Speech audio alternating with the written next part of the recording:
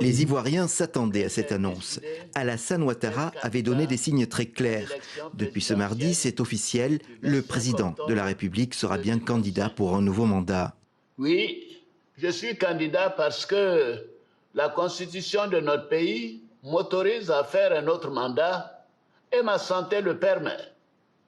Je suis candidat parce que notre pays fait face à des défis sécuritaires, économiques et monétaires sans précédent.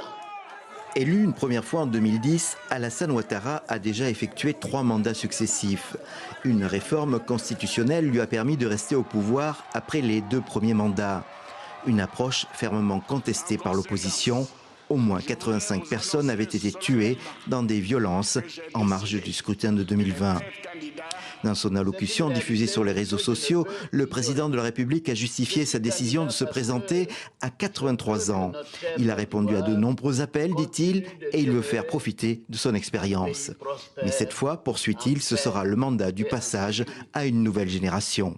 Mes chers compatriotes, ce nouveau mandat sera celui de la transmission générationnelle avec l'équipe que je mettrai en place.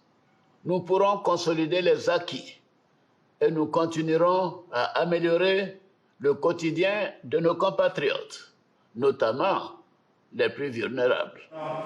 L'opposition a déjà condamné par avance cette candidature, d'autant que quelques grandes figures ont déjà été recalées par la commission électorale. C'est le cas de Tidjane Thiam, le candidat du PDCI. Il a fait circuler un texte virulent. L'annonce faite aujourd'hui par M. Ouattara constitue une violation de notre Constitution et une nouvelle attaque contre la démocratie. Les Ivoiriens continueront à faire entendre leur voix et à montrer au monde ce que nous pensons de cette situation. Au PPACI, le parti dirigé par Laurent Gbagbo, qui ne peut se présenter à cause d'une condamnation en justice, on se déclare aussi très déçu.